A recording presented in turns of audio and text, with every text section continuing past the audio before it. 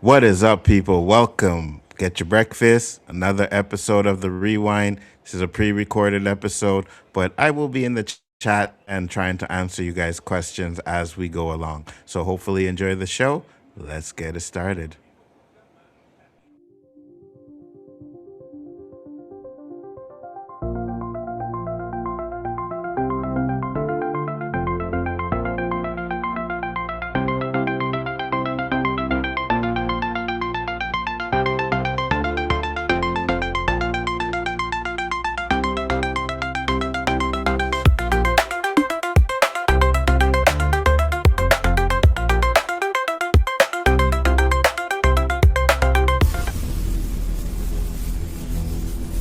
5, 4, 3, 2, 1.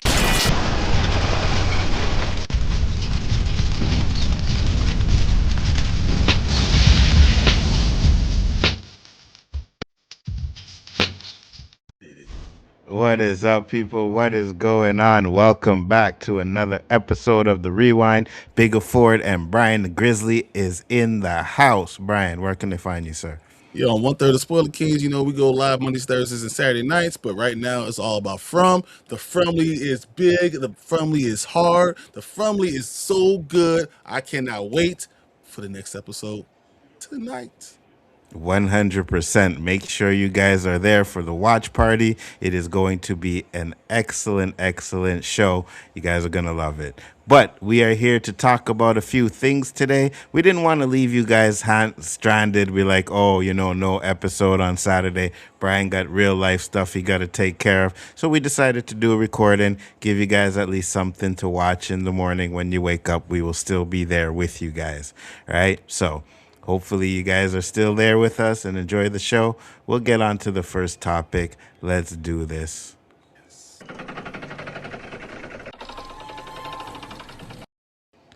All right, guys. Thank you. This is going to be our first topic, and it is going to be about Spider-Man 4 Brand New Day. And this is something that Bryon brought to my attention because I think he wants to actually let people know that he might have been wrong about something. 100%. We just had our Daredevil conversation. I said, hey, Spider-Man's probably going to break Daredevil out because it happens in a comic book. So let's look at this article and kind of talk about it and say, does that make any damn sense? so, And to be honest with you, I just love the fact that Bryon is wrong. So, yes, article number 1, right, says MCU fans have eagerly anticipated the possibility of Daredevil appearing in Spider-Man Brand New Day.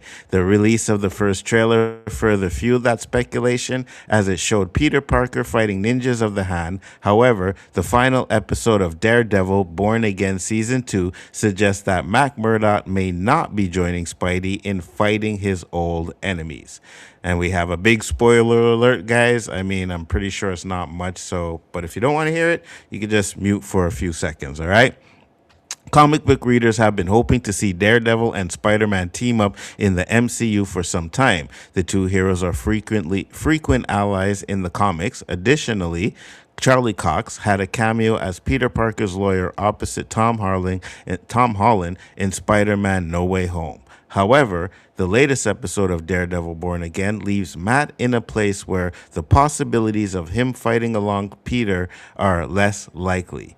Daredevil Born Again Season 2 ended with Matt Murdock revealing his secret life as Daredevil in court. He did this both to save Karen Page from prison and to expose the crimes of the Kingpin. The season ended with Wilson Fisk forced out of office and exiled from New York. However, Matt was also disbarred as a lawyer and incarcerated pending trial. This is not... Oh, go ahead. You want to say something? that's the point. Once the whole thing happened, they can go ahead and disbar him and no longer let him be a lawyer. He can't do anything else as a lawyer unless the law changes or he finds himself exonerated. So yeah. Absolutely. Now, this is not entirely unexpected, given the comics that inspired Daredevil Born Again. The Daredevil run of Bryon Michael Bendis, who is also producer on the show, ended with Matt Murdock in prison after his secret identity was exposed. However, the circumstances were wildly different than in the MCU. In the comics, Matt's identity was revealed against his will, and he denied being Daredevil publicly. Kingpin was also arrested and imprisoned in the same facility as Matt, along Exactly. with Bullseye and Punisher. All Yep. those characters are still at liberty in the MCU and at the end of Daredevil Born Again Season 2. I got you. This So is what that's I what. wanted. So this is it. That's why I told you my whole thing came from. I wanted them all to be there, and this let all hell break loose, and just say, okay, this is what we're gonna get for another season 3. All of them in prison, all of it crazy. Let's go. But yeah, it is what it It's is. funny because unfortunately, I did say that I kind of liked your idea better than what they did in the show. I thought that would have been interesting for a season 3 where you have Daredevil and Kingpin, fighting it out in prison, and then you have the Defenders trying to fix whatever happens in New York, and maybe they realize that they need Daredevil and they exonerate him, and he gets out or something like that, where he can never be a lawyer again, but at least he's out and can help. He's a vigilante like everyone else is Yeah, one of the defenders. yeah, exactly. Said now, will Spider-Man 4 feature Daredevil in the prison fight? The one aspect of the Devil in Cell Block D storyline that seems likely to make it into Spider-Man one more day, So Spider-Man it's one not. more day, So it's gonna be the one after this. That's what you're trying to say. is Daredevil's enemy coming at him in prison. However, the original storyline did not feature Spider-Man or the Hand. This okay, so one more day was the comic where it happened Comic book. then. Yep. Okay. No, I was a little bit confused on that. Oh. This means little, however, as the MCU Spider-Man movies have only loosely adapted various comic book storylines. Additional photos from the set of Daredevil Born Again 3 have shown Matt Murdock in prison. This means that the theory that Peter Parker will help him escape prison will not come to pass. However, there is still a chance Matt Murdock might fight alongside Peter Parker if even if he remains in prison so he can get his day in court. It would not be the costume battle that the fans of Spider-Man Daredevil hoped for, but it would be something. I got you. Brian. So unfortunately, we're not getting exactly what I wanted because I wanted Daredevil and Spider-Man to be fighting in costume, Spider-Man to break him out of prison and him to fight with him in Brand New Day. That's not what we were going to get because we saw what's going on in season 3. But I still think he can fight as Matt Murdock, especially if you have someone else, defending him. So it could be, something. He has his lawyer. He still has his day in court. Someone pays for him to be released, and he's out there on bond, and then he could fight. But he cannot fight as Matt Murdock or really Daredevil because they know who he is. So maybe he's fighting and no one knows what's going on. So it can't be a public fight. So we might get something like that, but it won't be as awesome as we want it to be, or at least I want it to be. So here's the thing, right? You think the prison that Spider-Man is fighting in is going to be the same prison that Daredevil's in right now? It's So do you it's Riker Island. Yeah. okay, so you think the Hand is trying to kill Daredevil while he's in prison? That's why Spider-Man goes and helps him? I think either that or it could be something as the Punisher. Frank says something to Spider-Man because Frank's around and Frank knows everything that's going on with Daredevil. He says, "Hey, I got to go do this. You got to go help Charlie Cox or Matt Murdock." I said Charlie Cox, but Matt Murdock. You have to go help him and defend him while I'm doing this. If I want to help you, you got to help me. And that's how he stays in prison. Everything happens in prison, but we have a fight scene there. While he's And you waiting for think Daredevil. Daredevil decides to say, "No, I'm not coming out. I'm going to stay in prison, have my day in court." Just like Karen did. Karen says, "No, I can't leave. We have to do what's right. We have to do this legally, or my life is over." I could see that. I could definitely see that. As you guys know, if you watched the stream earlier or yesterday, you guys know that I wasn't a huge fan of the end of Daredevil Born Again, right? I thought it could have been a lot better. I was expecting maybe at least one more fight with Kingpin and Daredevil, right? Because Kingpin is not supposed to be the bad guy in season 3, right? So we're not going to get that all brawl out. I get it. We've had Daredevil and Kingpin fight a Five plethora of years now. times. Yeah, I get it. But I just would have liked to have one last big go all out battle. You know what I mean? And I think that the one that they did had in season 2 was okay, but I didn't think it was great. I think it could have been a better fight. So I wish they would have done something like that, to be honest with you. But at the end of the day, like I said, I think it would have been a better idea if they had did Bryan's idea, where they said, you know what, we're gonna put Kingpin and Daredevil in the same prison and see how they manage that, right? Because at the end of the day, Kingpin's hate for Daredevil should be even more now because you embarrassed him on national TV and for the world to see, right? Kingpin doesn't take things like that easy. So the dynamic of them two being in the same prison while that's going on, I think would have been absolutely fire. I can't argue with that being fine because that was my idea originally. But I have no problem with what they're doing now. Because I think you do need to step away from Kingpin a little bit. I do want to. I would be more excited for Elektra to be the next person who's kind of leading the hand, because you know how Elektra and Daredevil are always there. I don't need Bullseye right now because I think Bullseye's doing his own story, and I think we're going to have more from him somewhere else. But I like to put a hold on the people, up hitting the guys that have been the mainstays for the last 2 seasons, and I like something different. And Electro would be that person, and the hand being causing New York all type problems, which then cause you to have the defenders come and do all this stuff. So Do you think the hand's a big enough bad guy for to have the defenders and stuff? Because didn't they do the hand in the defenders? yes, but the hand is a huge organization. So they had a small part of the organization there. The hand themselves can create all type of problems. It'll be the almost as how Teenage Mutant Ninja Turtles has Shredder in the foot. That's how they'll do the hand in Elektra, who Daredevil can't just defeat. And it also throws a monkey wrench in the whole idea of having Karen and Daredevil be together. So it creates more layers to the story, especially with Frank being around. It's funny because I don't think I would want it to be the hand. I want it to be a bigger threat. You know what I mean? I get the hand is a big threat. I think we did the hand already. I want it to be something different. I want it to be something a lot more powerful. You know, I'm not gonna say like on a Gotta be Thanos street type of level. level, It gotta but be street level. well, I mean, Luke Cage is not. He's powerful enough to take out something that's not actually street level. Because I know how much you love him. No, I don't. But definitely not. And I try not to bring it on the show, but Brian is tempting me into saying some crap about Mike Halter, right? He's trying to push my buttons, and I'm not gonna fall for it tonight. I'm not doing that. I'm not falling for it. He loves him. But yeah, as I digress, I think the hand is a big enough entity because you could bring a lot more things in there.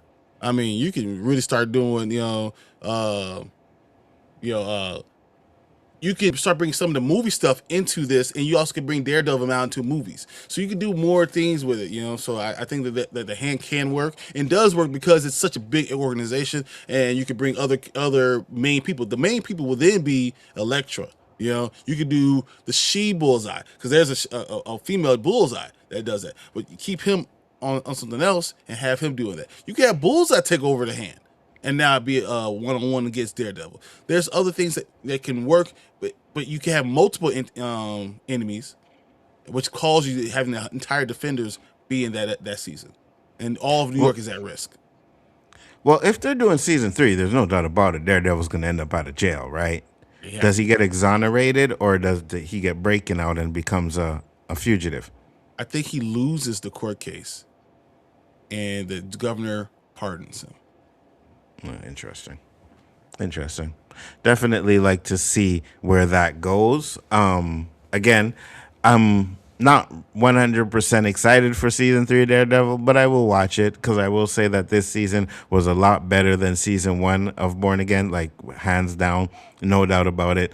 I don't think I really enjoyed any episodes in season 1, you know, and I think if you would have dropped all of these episodes at one time as a season, might have been better, right? But we already know that season 2 is like a course correct from season 1, right? Because they had different writers and the real writers came in towards the middle or something like that, switched up a few things. So I get it. But I think season 2 was definitely a step up. Anything else on that, Brian?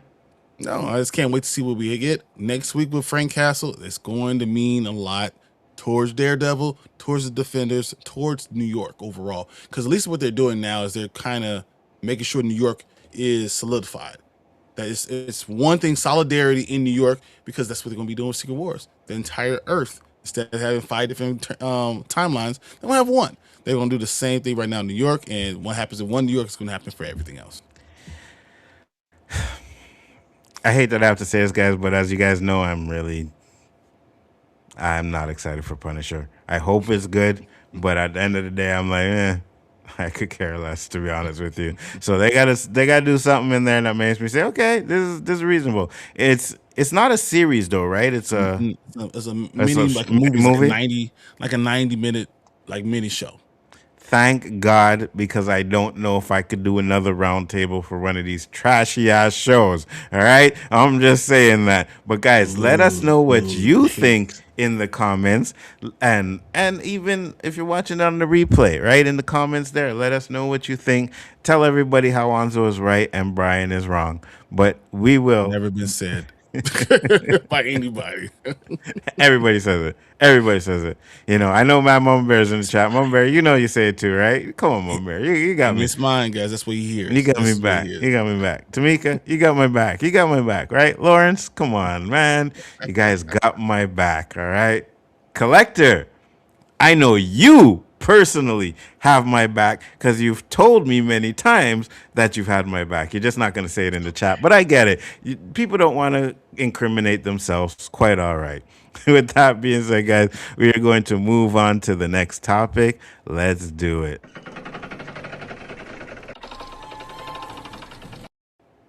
All right, guys, what's up?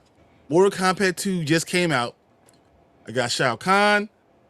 I got the arcade game. I got all the things. I was excited by it. I couldn't wait for it to come out. I thought it was gonna be better than Street Fighter, and you probably saw I didn't like it that much. I think both Brand Man and Tank like it.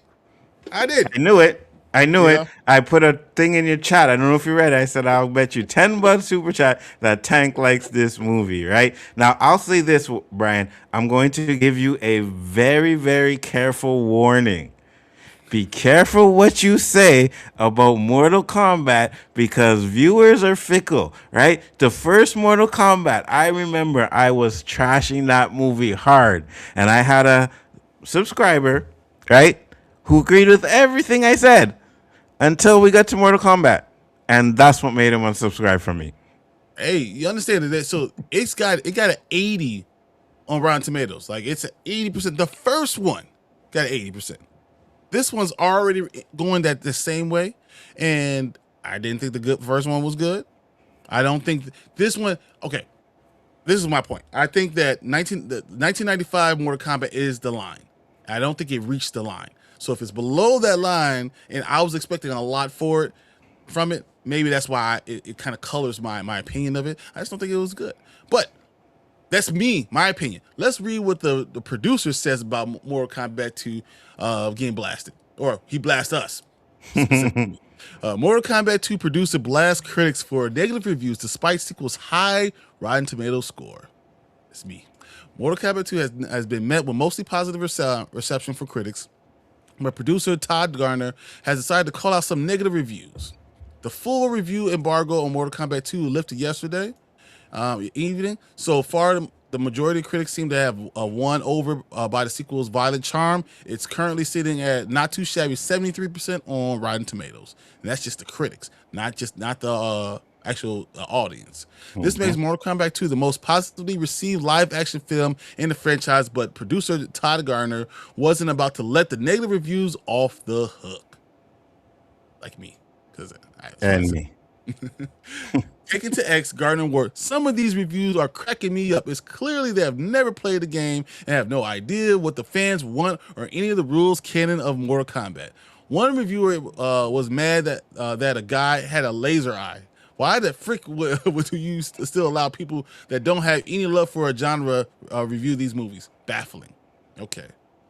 When follower When a follower pointed out that most of the reviews have been positive, Garner clarified that he is only referring to a couple of the specific quotes he picked up on. Another noted that he really shouldn't be tossing any stones, as people who don't know the lore, since the movies invented Cole Young, Arcana, and couldn't even get the simple lore of Melina and Katana right. Yeah, which is stupid. To which he responded, fair.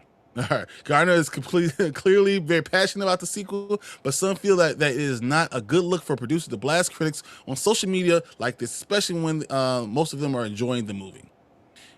In a related news, star Ludi Lin, Liu Kang, has revealed that the movie will screen in China without any edits or modifications. Mortal Kombat is releasing in China with no cuts. This is a first Lin Tales variety. This is why it's tremendously international rather than just focusing on domestic. Okay. This should result in a significant box office boost for the film, which is expected to take in $80 million worldwide this weekend. Okay. Mm-hmm. New Line Cinema comes with the latest high-stakes installment of the blockbuster video game franchise in a brutally glory Mortal Kombat 2. This time, the fans' favorite champion, now joined by Johnny Cage himself, are pitted against one another in an ultimate no-holds-barred gory battle to defeat the dark rule of Shao Kahn, and that threatens the very existence of the Earth Realm and its defenders. Okay. Cool. Yes. Let's do this. That's what it is. I'm just saying. Let's watch the trailer and we can go from there. Let's do it. Uno mas, thanks, Ed. Seem a little down, Johnny. You're normally a little more animated. Finish him!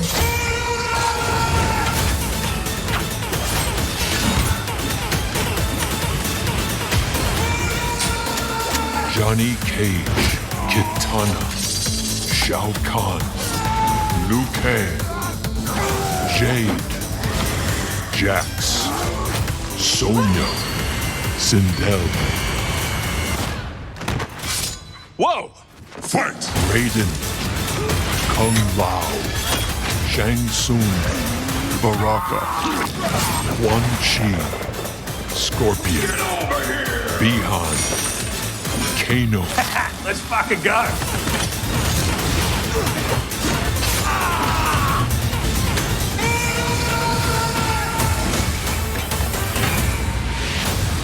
Mortal Kombat 2, May 8th. Get tickets now. Experience it in IMAX. Rated R. So I know this movie just came out. We're not going to spoil it, right? We're not going to spoil it yet. We will definitely do a review for this movie 100%. And I think we'll have Jen on there because I think she will kind of balance us out because the hate is going to be strong with us on this one. All right. Now, I am a Mortal Kombat player. I have been a Mortal Kombat player since Mortal Kombat 1, before some of you that are watching this show were even born. Mm-hmm. Okay? I have a lot of issues, and I'm not going to give any spoiler issues to what I have, but what I will tell you is the way they set this up, it is not a tournament. This is not what a tournament in Mortal Kombat is. You had 5, I guess, on one side, 5 on the other side, and that's not what a Mortal Kombat tournament is, right? If you go look at the game, the way the game is structured, even when you go back and watch Mortal Kombat Revenge of Scorpion, that was tournament style. That's not what this is. You also have a plethora of bad guys in Mortal Kombat, and you do not use any of them in this movie. Not one of them. Like, it just made no sense. I'm like, what are we doing here? This is not what Mortal Kombat is supposed to be. Now, my cons, that was my cons. My pros were the fighting was pretty damn good. It was phenomenal. I love the fighting. I can't even deny that. Now, there was a fight that I thought was stupid. There was a matchup that I thought was stupid. But the Kung Lao and Liu Kang fight was absolutely amazing. Even, and again, not spoilers, but Liu Kang does kind of have another fight towards it. Well, I'm guessing you guys know anyways, but I'm just not going to say it because just in case. I'm like, oh, you spoil it. But Liu Kang does have another fight. And when that shit starts off, I was like, oh, this is going to be lit. And that's all I'll say about that for now. That's all I'll say about that for now until we get the spoiler. I'm going to say I was I loved a lot of the fighting. I thought the fighting was really good. They did a good job. I think the speed could have been increased a little bit. I think Absolutely. they should have had more fatality, brutality, like all those things. Like, they had, there's so many epic like lines that you do at the end, like, your friendship, like things that they could have done. And I feel like that would have been fun. Something I wanted to kind of lean towards that they didn't do. And I didn't like the idea that, everyone should die at the end of a match. That's just me. I think everyone should die at the end of the match. And I feel like it's weird that we're hearing Todd Gardner say that people that have never played a video game, and I'm telling you that someone who's played a video game, you die. People die. That's just what it is. And you made up stuff because that's what you should be able to do. You should be free to make up stuff in your movie. 100%. You can do that, but then don't talk about people when they say, hey, I didn't like this, I didn't like that. Well, some people are fair. It's free to not like certain things and think they could be done better. That's all I'm saying. And I think Mortal Kombat, if I was ranking it out of 10, it's like a 6.5, and I thought it was going to be an 8. So that's why I'm complaining. Oh. That's what I thought it was going to be, a 4 out of 5, something like that. And it wasn't. To me, it's more a 3.5 out of 5, which is just, to me, a complaint because I thought it was going to be better. So I'll be honest with you. I was enjoying. Okay, so I think the acting is horrible. I'll say that right off the bat. The acting is horrible. I think Carl Urban, Jax was okay, but the rest of them were like, they were. I love Liu Kang. I thought Liu Kang. They did a much better job with Liu Kang. He did a better acting job than he did in the first one, 100%.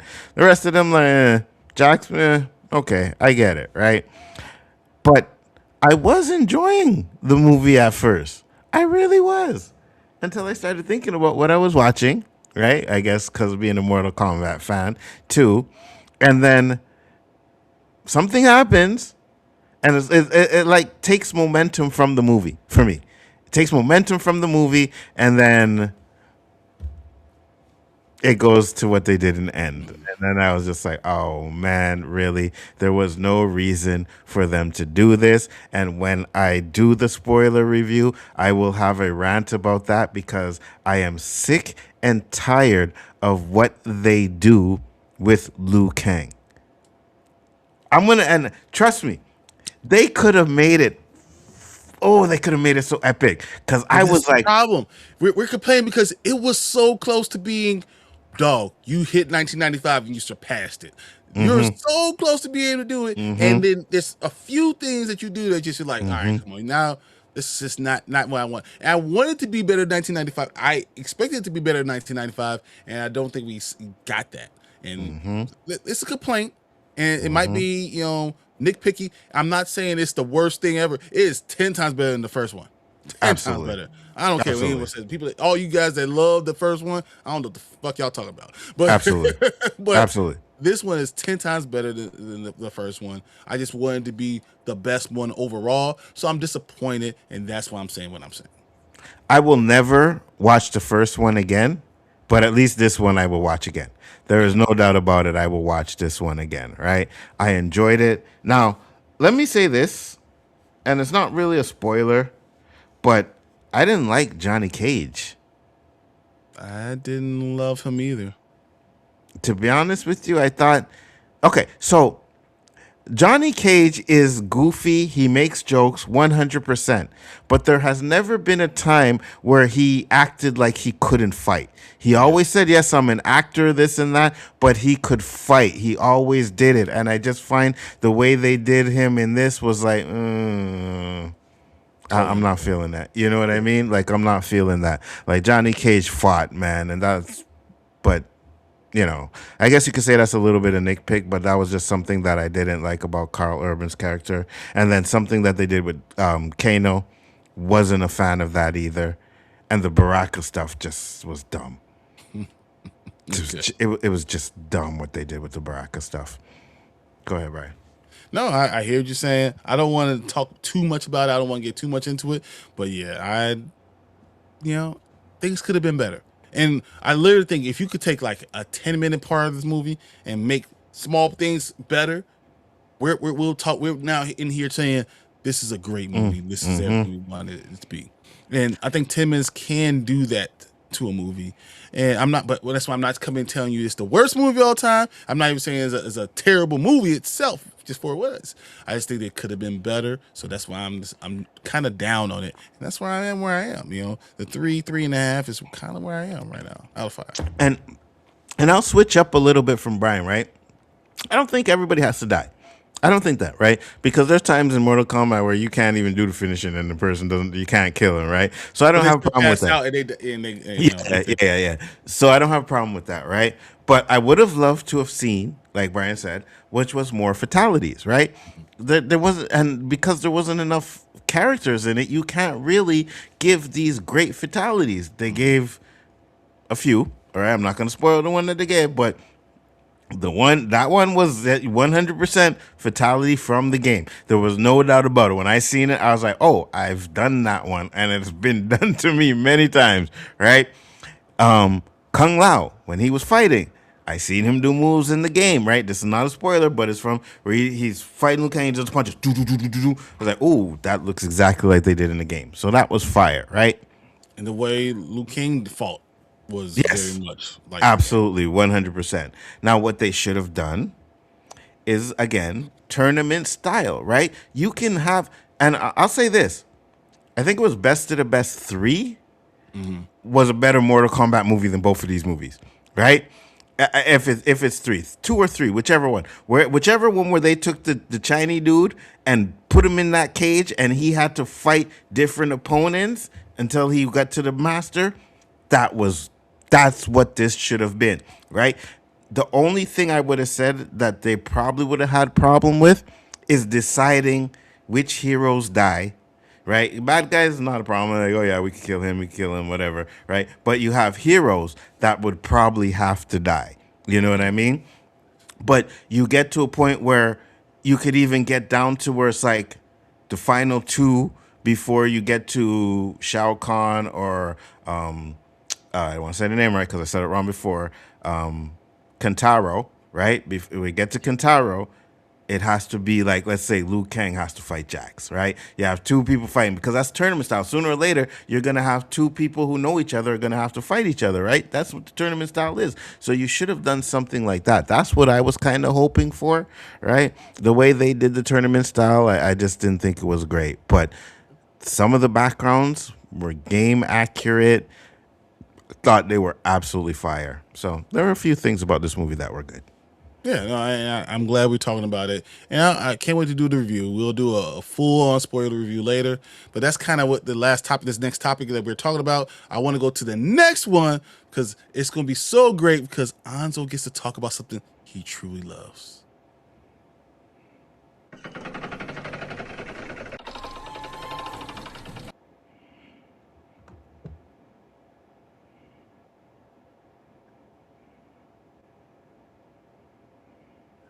Oh, this is great.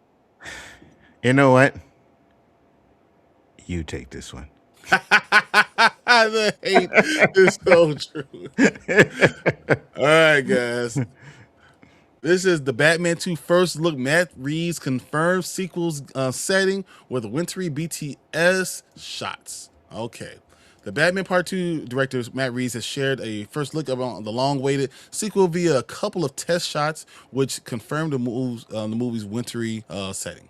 The winter is coming in Gotham City.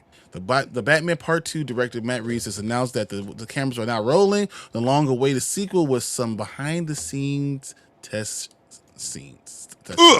Oh, sorry. Did I do that? My bad. The images are particularly revealing, but what they do confirm is that Dark Knight's Batmobile will be back in action. No major surprises there, and that the movie will indeed have a snowy setting, which is good. This is really good because, in my opinion, the 1989 Batman is a Christmas movie. Hint to Mr. Freeze. I think it could be a lot. Reeves previously hinted at this, but hasn't elaborated on what the movie's wintry aesthetic could mean for the story. Fans have speculated that Mr. Freeze could be involved, but this is probably just a bit of a stretch given the Bat versus relatively grounded tone. Now that the film is officially on the way, we can now soon see some photos from Leavesden, England, set to find their way online. So keep an eye for CBM for updates. So comic book movie news does a lot of updates. Matt Reeves is doing a lot of stuff, talking about a lot of things. He has things about snow tires. He has a lot of fun that he's posting to kind of get people to love it. I'm not sure if they're excited or not excited. I think the script is going to be good. It's going to be crazy. But hopefully we get something that's going to be worth Batman, worth his time overall. I'm really wanting to see some Arkham Asylum type of stuff, but I'm not sure we're gonna get that. So, what do you think about the movie Nzo? Oh man, I just gotta laugh because I'm hearing all the caca that's coming out of Bryan's mouth right now. And I can tell you this, I don't give a damn about anything and anything about this movie. Bryan knew this topic was there to upset me and have me talk about this crappy ass Batman 2 movie. Now, the one thing I will say is that I think a grounded Freeze could work. Right? I think you could, Freeze is one of those guys you could do in a grounded kind of sort of way. You know what I mean? So I think that would work if they're trying to hint at Freeze in future movies. Hopefully there will be no more future movies because we need to get the real Batman involved, which is the James Gunn Batman. That's the Batman we all need. We do not need this Nolan clone making any more movies for Batman. And then like the screenshots are like the inside of the car. Like, who cares about the inside of the car? You didn't show nothing. Hate is good. It's strong in you. I see. Am I wrong? No. Great. Look, we have actors like Sebastian Stan that's going to be Harvey Dent. We got Jeffrey Wright that's going to be Commissioner Gordon. We're going to have all these. We have Scarlett Johansson, who we think is going to be Gilda Dent. We have a lot, which also could be a version of Phantasm. So like we could get a lot of different things out. And if we get anything like that, because Mask of the Phantasm is peak Batman. If we get any of that stuff, this is going to end up being excellent. You know what we're going to end up getting? You want to know what they do? Watch Batman the Animated Series. Yeah, this is nothing like Batman. This is not Batman animated series. Do not compare this movie to Batman animated series. It's not even close, right? And you know what? Let's say this, right? Because you are correct. You have all these great actors that are going to be ruined in this damn movie. Because that's the same thing that happened in the first one. Jeffrey Wright was ruined. It's caca, right? He was great, but we're watching this real life Batman movie that put me to sleep 3 times already. Maybe 4, because I'll put it on tonight if I can't sleep. Hopefully that'll work, right? It's either that or doing one of those 2 movies are going to put my ass to sleep tonight. I can tell you that right now, all right? But I just... Is there any way that I can enjoy a Batman movie like this? I don't think so.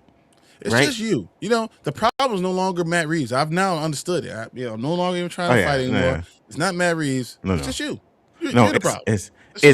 It's Matt Reeves and it's Nolan, right? These are 2 guys that should never touch a damn superhero movie again in their lifetime. Oh, there's another one. Taika Waititi.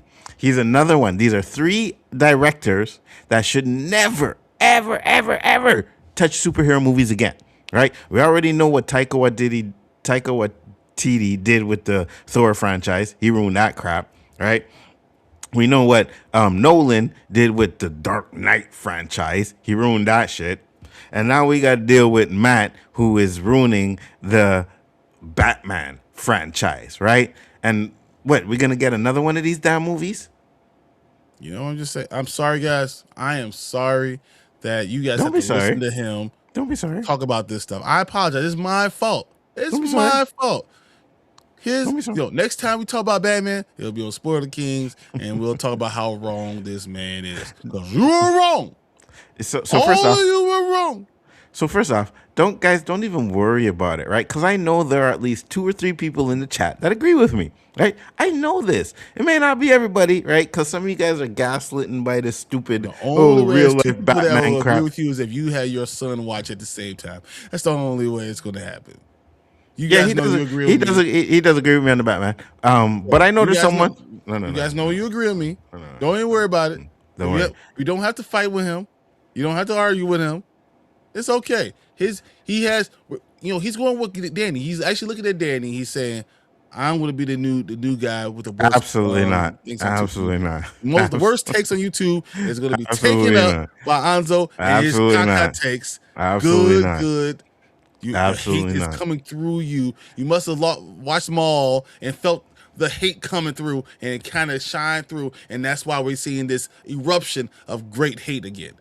You know what's funny? I'm surprised I didn't get that text from Danny yet saying you guys are crazy. Mortal Kombat was fire. Surprised I didn't get that text yet. But I'm pretty sure, because this is a pre-recording, so we don't know, but it's coming to be there tomorrow. That there is going to be in the chat, I promise you, probably already came up, right? Danny's going to be telling us how crazy we are because Mortal Kombat was fire. Watch. Mark my words, all right? But even with this, right, like, you have people capping, all right, for the Batman chase scene, like it was some great chase scene when all it was you could see the side of the car while it's driving down the street chasing somebody. I was like, what is this? This is not how you film a freaking car chasing. This is trash, bro. This is trash. Oh man, and you're gonna do the same kind of crap with the Batman too. Am I gonna be spending my money to go see it? Unfortunately, yes, I will. Oh, how about this? You just don't go. No, I'm gonna go. That's what I do. But I'll tell you this: I usually don't go into a movie wanting to hate it. Oh yeah, I want to hate this one. I want to hate this movie. I want everybody and their grandmothers to hate this movie. You see how everybody hated the Joker Part 2? That is my wish for this. That is going to be my wish for the Batman 2. That everybody comes out of that movie and says, this is garbage. Please, make it happen. All right, guys. I'm so sorry about this topic. Nzo is so wrong. We all know it, and we can all tell him later. But for now, let's go to our next topic. Let's do it. And by the way, whatever you want to say, I am always right.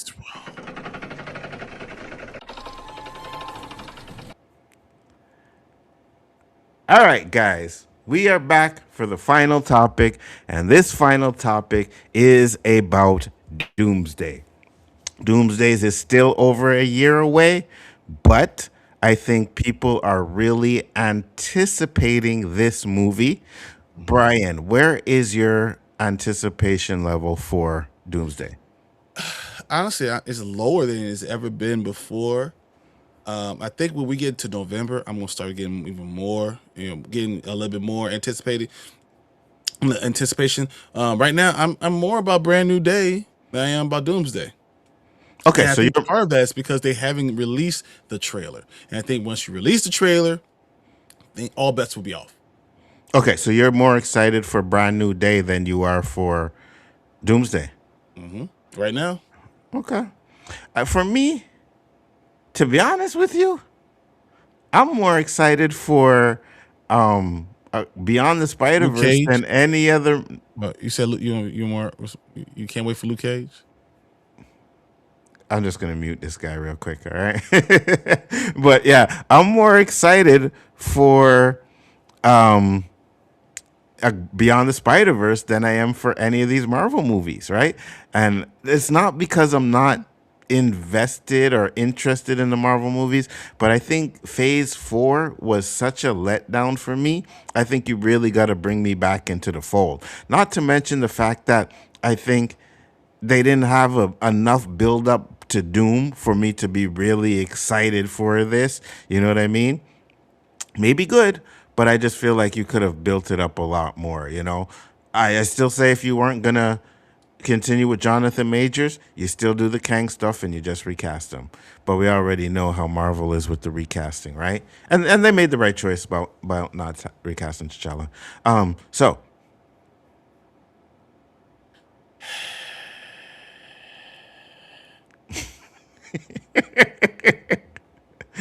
okay, I'm just saying. Avengers Doomsday's director isn't sweating spoilers, believes they've become over policed. Avengers Doomsday co-director Joe Russo and AGBO's Angela Russo, Oztot, have weighed in on protecting the movie's biggest surprise with the former argument that spoilers have become over-policed. Says here, Avengers Doomsday ranks among the most highly anticipated superhero movies ever made, and it's on Marvel Studios to keep its biggest secrets under wrap before December 18th.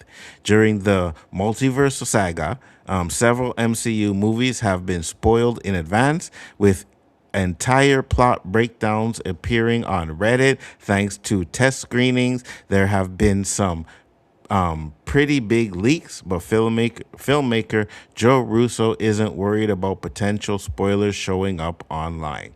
Talking to Metro, Russo explained his thinking behind keeping the movie's biggest secrets under wraps. He also touched on why it's more important to him and Anthony that they make something more than just a series of surprises. On one hand, audience want to be surprises and part of what makes the theatrical experience exciting, the Avengers Doomsday co-director told the site. On the other hand, it can become a little over-policed, where people are anxious about engaging with something. We design these films to unfold in a certain way, and we want audiences to feel those moments as intended, added Russo.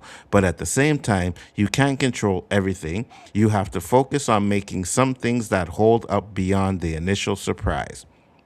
Unlike the previous Avenger movies held by Joe and Anthony, the duo's production company AGBO is closely involved with Doomsdays and Secret War. For Angela Russo, who is the current chief creative officer at AGBO, protecting the big screen experience is key.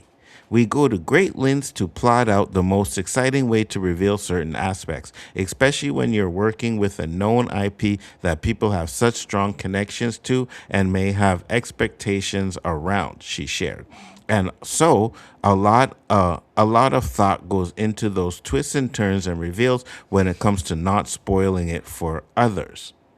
We're big believers in that the protecting of the sanctity of the experience for everybody to enjoy it in the same way, Russo continued. So many of the things that we aspire to do are really us taking lessons from them. I take spoilers around those films incredibly seriously because I never want anything to be coming out on our end.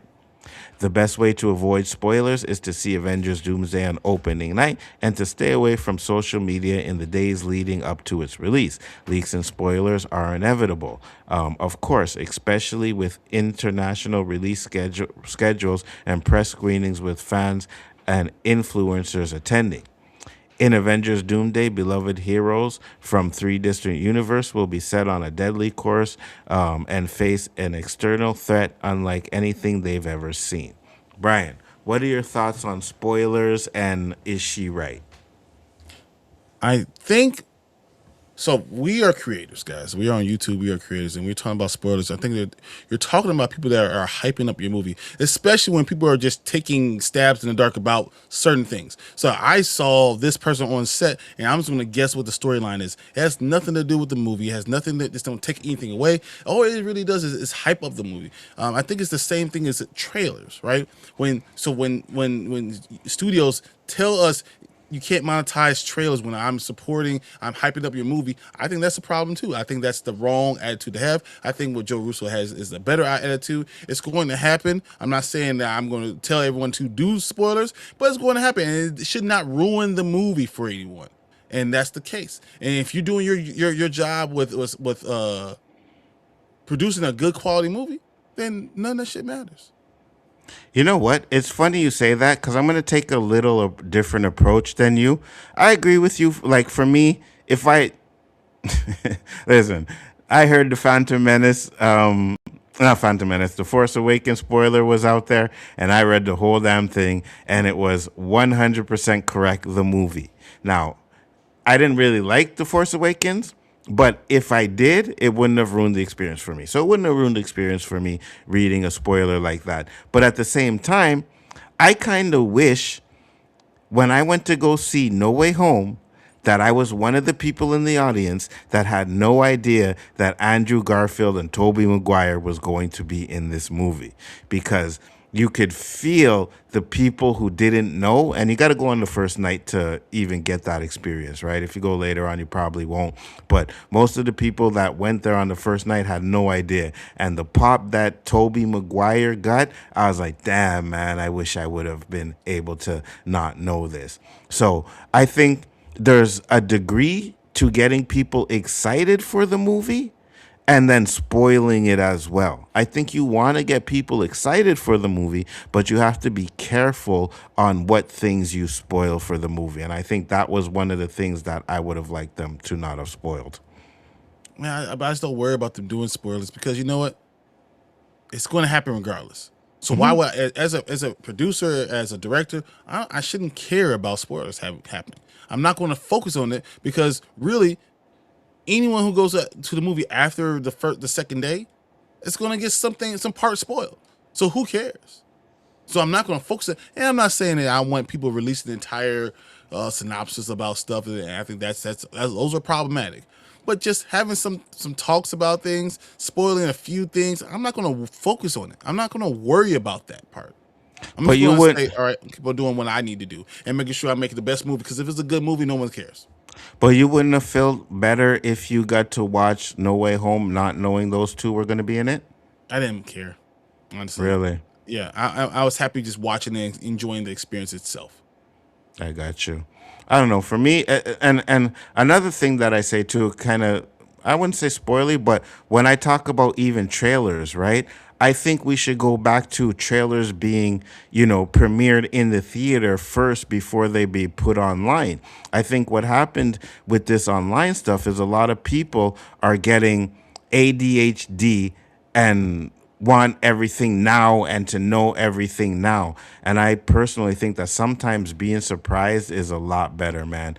I can't, you know what I mean? No, I get what you're saying. Like, I don't think for some people it's an issue, right? Because, so for example, I used to stream with Rob Storms, right? And he didn't want to know anything about a movie that he was going to see. And like, he didn't even want to know if we liked it or not until he seen it. You know what I mean? So there are some people out there like that. And then there are some people that will watch it and be like, oh, okay, I already knew this was coming. But sometimes it can hype you up, right? It can be like, oh my God, I can't believe Toby's going to be in this. I can't wait to see it. So it's kind of a catch-22 there too. You're damned if you do, you're damned if you don't. I just mean me I still personally. think the producer shouldn't care. At the end of the day, the producer should not care.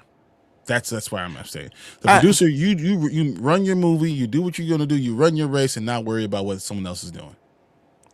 I guess I can kind of understand the producers shouldn't care or maybe don't care because regardless of anything, it's publicity. Any publicity is good publicity, right? Plus, the fact now it's kind of different because there's so much fake AI out there that you're never really going to know what's true or what's not anymore, right? Because people are doing all kinds of stuff and they're sending me these videos and they're like, oh, I don't know if this is real. I don't know if this is fake. I don't know if this is real. I don't know if this is fake. And that's another thing that's happening with spoilers is like you don't know what's real and what's not. So I think that's... So why worry about it? You just say, okay, I'm just going to go in. I'm going to go in, enjoy what I see, and this matter of spoiler or not. I don't know if it's actually going to be there, so I'm not going to worry about it. See, and I agree with you. I just know for me as a producer, if there was something really, really that I wanted to keep and it got spoiled, I would be pissed, right? Maybe not everything, but there'll be one or two things in there that you just want. Because a lot of these guys, right, actors or whatever, they'll go to theaters and hide and watch it with the audience just so that they can feel that reaction, right? Now, if you know that everybody knows that it's coming out, then you're not going to get the same pop as it would be as if there were a bunch of people who didn't know. So I think there are a few things that should be kept hush hush, keep this under wraps, never bring this out. I'll give you a perfect example. The Luke moment in that was held under wrap. They did not put any leaks out. There were nothing in that. And then when it came out, people were crying. If you You need know what I that, mean? if you need that, then do what they did. Don't let anyone know. Yeah, well, 100%. I agree with you 100%. Don't let anybody know. Even George Lucas, right? When he did the Luke, I am your father, Luke was the only one that knew. You know what I mean? I don't even know if he said, because they didn't say those After, words. yeah, you're right. Yeah, you're They right. didn't even say the words. So there's actors that are in the film that had no idea. They did that Yeah. afterwards. So Yeah. that's what you do. If you're a producer, you know this has to be held on the wraps. Then don't tell anyone.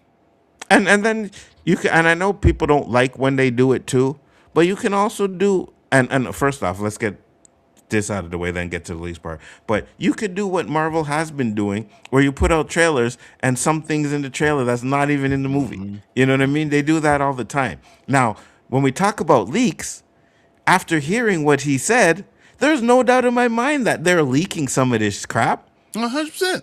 You use it for your opportunity. So if they're going to give you leaks and they're telling you that you RPK stuff, then I'm not going to worry about it. And that's why as a producer, I'd say the producer should not care. Producers should just go with it and call it a day, whatever. Yeah, 100%. 100%. They put out these leaks there because you got to understand that you've signed NDAs, right? You get all of this stuff, and if you are a big studio, you know who you giving information to. You know who has access to this. You know who has access to that, right? So you will know who is going to leak it. You'll figure it out. You know what I mean? There's no doubt about it. And if you never hear about anybody getting fired or anybody getting in trouble for leaking out certain things, then you know it's because the studio was doing it themselves. And I think everyone's complicit. The only one I'll talk about is the Avatar thing that they all of a sudden we're going to have a lawsuit on because something happened. So besides that, the studios are complicit with all this. What happened with the Avatar thing? So they're actually going to they're going to charge somebody. There's going to be a actual case about what happened to the release of Avatar. Because they released the entire movie online, and everyone talks about how they did it. The Last Airbender, it was released online. The Last Airbender. Okay, yeah. I thought you were talking about the Avatar movies. No, James the Cameron. Avatar Last Airbender. So we actually want to prosecute. So that's something when you know it's actually a problem. Oh, 100%. And to be honest with you, I don't have a problem with that either, right? Because that goes way beyond just a regular leak, right? Yeah. You put the whole movie out there. Now, I don't know if it was going to be strictly streaming or it was going to go into theaters, but either way, you just hurt whatever monetary value this movie could have made by doing that. You know what I mean? So something like that I have no issue with whatsoever. But yeah, I get what you're saying though. So anything else? No, I mean, I think that's all we need to talk about. I'm excited to see it. I'm excited more to see Brand New Day. I'm probably more excited to do Across the Spider-Verse or Beyond the Spider-Verse. But all those things are right, But I don't care about what you're going to do. I don't care that you're going to spoil or release videos or anything, because especially if you don't know if it's true, none of that bothers me. And if I'm a producer, I'm not going to even worry about it. I'm just going to go forward with what I need to do. And, if anything gets too bad, change it. Absolutely. Because to be honest with you, I could show you guys some clips right now that look like it's going to be in Avengers Doomsday, Right? It looks like they are even so good that they make it look like someone recorded it on their phone from the theater. That's Yep. how good they are with some of these AI videos right now, right? Now, is it a possibility that some of these ones are actual leaks and be put into theaters? Yeah, there's definitely a possibility. And I think that's why they don't really care anymore, is because you'll never know what's real or not. Shit, to be honest with you, they could be putting out the fake leaks as well. You know what I mean? 100%. To throw Yeah. people off. So you never know. So with that being said, guys, thank you all for watching the show. It was a great show. It was a pre-recorded show. We'll probably do a pre-recorded show next Saturday as well, but we will definitely be back the week after with a live show. Make sure to check us out tonight because we will be talking about, well, we'll be doing the watch party for From. Yes, absolutely, which is going to be amazing. Bryon, tell the people where they can find you, sir. Yo, you know what? Find me tonight on From. I want all you guys watching this, come and watch From with us. It's going to be a lot of fun. Hopefully we get Jen in here too. And it's going to be one of those epic shows, epic opportunities. You're not going to be able to see this with other fans. You don't get to do that a lot. So this is when you want to experience this. So come join us tonight for the From stream. Absolutely, 100%. Make sure you are there. Are you going to be doing the Expanse first too before? Probably do an episode of Expanse, and now I'll probably jump in at 10:30. Okay. So, guys, make sure to check us out on there. Thank you, everybody, for popping in. Glad you enjoyed the show. And we are out. Peace.